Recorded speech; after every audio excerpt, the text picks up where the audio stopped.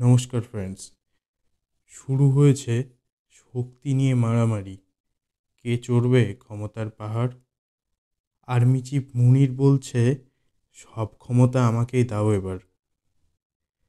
PM সাহেবাজ chair নিয়ে বিদেশে দিল দৌড়। লন্ডন গিয়ে আদেও কি খুঁজে পাবে কোনো নতুন ভোর? গুড ইভিনিং সবাইকে। আমরা জানি পাকিস্তানে আর্মির প্রভাব ঠিক কতটা।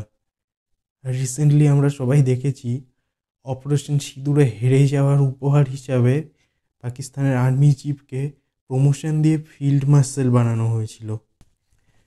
29 নভেম্বর 25, মানে দুদিন আগে, এই দিনটাতেই পাকিস্তানের army chief so called field marshal Asif মুনিরের রিটায়ারমেন্টের ডেট ছিল। আর এখানেই আসল ঘটনা।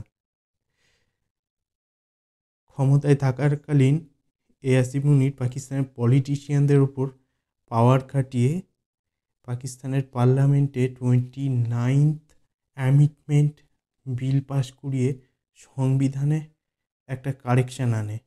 আর এখানেই একটা নতুন পোস্ট ক্রিয়েট করা হয়, CDF, chief of defence force. আর এই পোস্টটার পাওয়ার এতটাই, মানে এই পোস্টটা হলো পাকিস্তানের prime minister, even president, chief justice সবার থেকে ওপরে। আর কোনো ব্যক্তি সিডিএফ হলে সে আইনেরও ঊর্ধ্বে চলে যাবে, এক কথায় কিং অফ দ্য নেশন। এই আসিফ মুনির যদি সিডিএফ হয়ে যায় তাহলে পাকিস্তানের পলিটিশিয়ানদের হাতে আর কোনো পাওয়ার থাকবে না, সব ক্ষমতা একজন মানুষের হাতেই থাকবে। বেসিক্যালি পলিটিশিয়ানরা ভ্যালুলেস হয়ে পড়বে আর সব ক্ষমতা আর্মির হাতে চলে আসবে। কিন্তু এখানে প্রবলেমটা একটাই, এই সিডিএফ পোস্টে শপথ গ্রহণ করতে হলে প্রাইম মিনিস্টারের সিগনেচার ম্যান্ডেটারি। আর কাল থেকে অনেক নিউজ পোর্টাল দাবি করছে পাকিস্তানের প্রাইম মিনিস্টার শাহবাজ শরীফ দেশ থেকে পালিয়ে গেছে। তিনি প্রথমে বার্লিন, তারপর এখন নাকি লন্ডনে গিয়ে শেল্টার নিয়েছে। অপারেশন সিঁদুরের পর থেকে আমেরিকার পাকিস্তানের ওপর হঠাৎ করেই একটা দরদ জেগে উঠেছিল। আসিফ মুনিরের সাথে ডোনাল্ড ট্রাম্পের মিটিং, ডোনাল্ড ট্রাম্পের আসিফ মুনিরের প্রশংসা করা, এই সব কিছুই আমরা দেখেছি।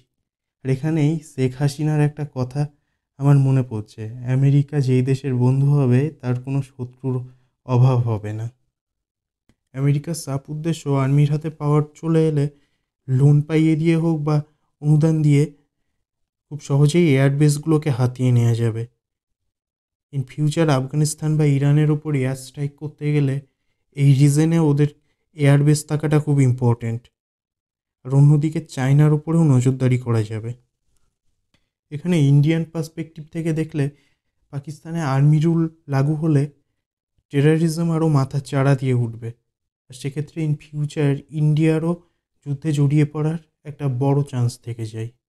অ্যাজ এ ইন্ডিয়ান আপনার কোনো মতামত থাকলে সেটা কমেন্টে জানাতে পারেন। আপনাদের জানিয়ে রাখি, ইন্ডিয়া রাশিয়ার সাথে একটা ডিফেন্স ডিল সাইন করতে চলেছে, যেখানে রাশিয়া ইন্ডিয়াকে এমন একটি স্যাটেলাইট দেবে যেটা কিনা আকাশে থাকা কোনো দেশের স্যাটেলাইটকেও টার্গেট করতে পারে।